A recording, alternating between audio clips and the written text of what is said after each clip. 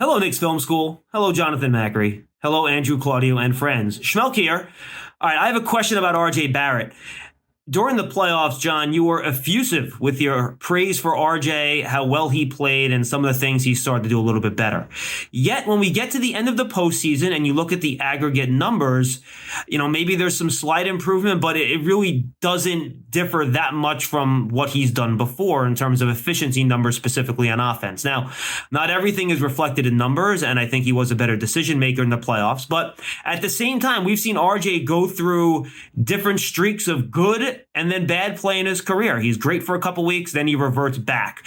So my question is, why do you hate RJ Barrett? No, I'm sorry. My question is, do you think RJ Barrett really turned a corner in the playoffs?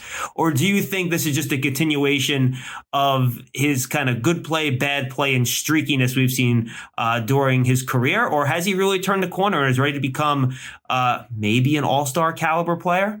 Macri, what do you think? John Schmeelk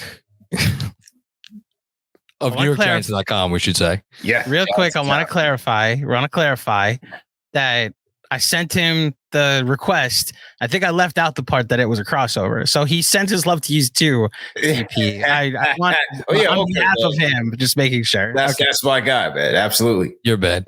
I had to get Crowan Barrett Jr. down for this one. He has a literal perch now above my desk in my new setup here.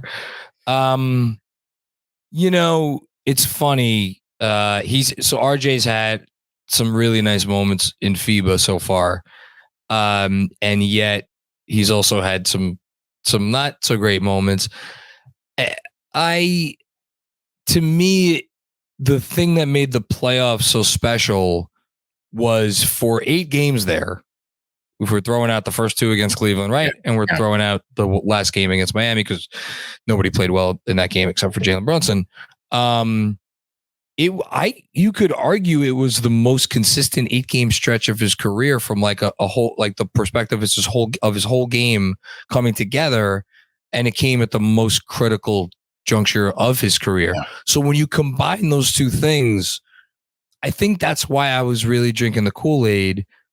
And has he been a different player in FIBA? No, he's been inconsistent, but again, like the good has been really good, and it's come at really important times. I agree. The first 2 games against Cleveland were pretty bad, pretty bad.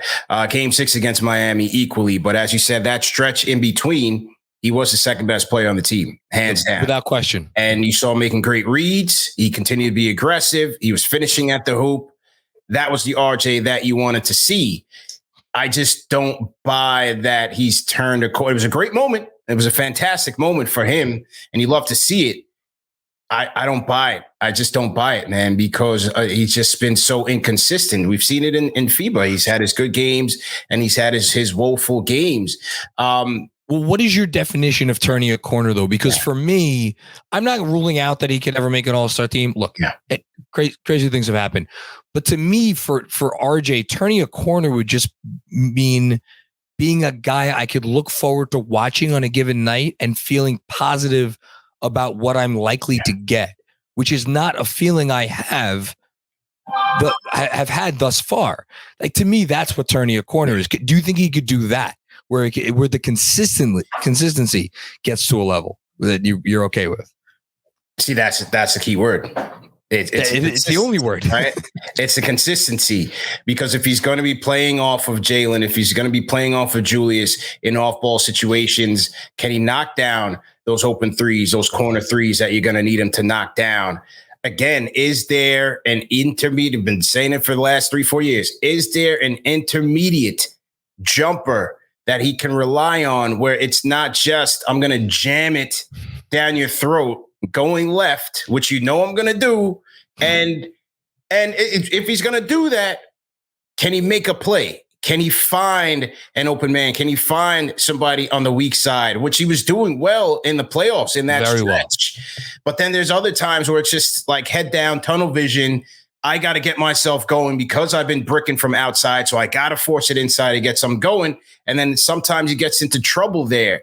I'm just not convinced yet that those woes are fully behind him. I just think he's just going to have those stretches or those games where it's going to be nightmares from an efficiency standpoint. And he's going to have other ones where he's looking good. He gets his 8 attempts from the free throw line. He's knocking down 6. He's got his 24 and the team wins. But I just don't see him really being efficient. So it's just hard to say that he's turned the corner. I want to see more. I'm with you. Give me, I love the intermediate range jumper. Give me 37.5% from 3. Yeah. Not even 37.5%. Give me 37.5% from 3 on open catch and shoots. Right. Give me that, and give me the decision making on drives that we saw during the playoffs. Give me those 2 things. I will be the happiest man alive if you give me those 2 things. That's it. During the, I forgot which game. It was one of the early games when the FIBA tournament kicked off.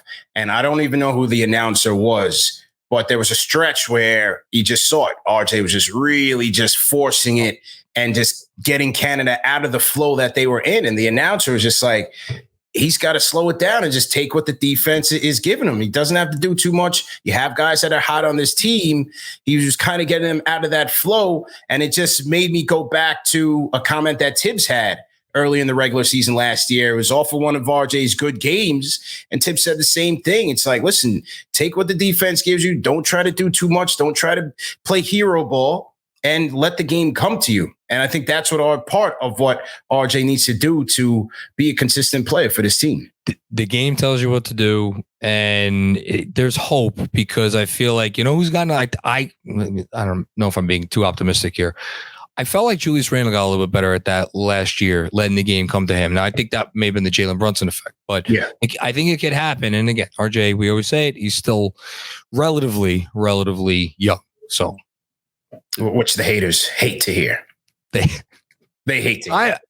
According to many, I am the primo hater, which I'm really not. Neither of you answered the question. What was the? Why do you hate RJ Barrett? that was for John. That was for John. That was not for me. That was for John. So John, we'll never know. This is my Kanye moment. I guess we'll never know. Okay.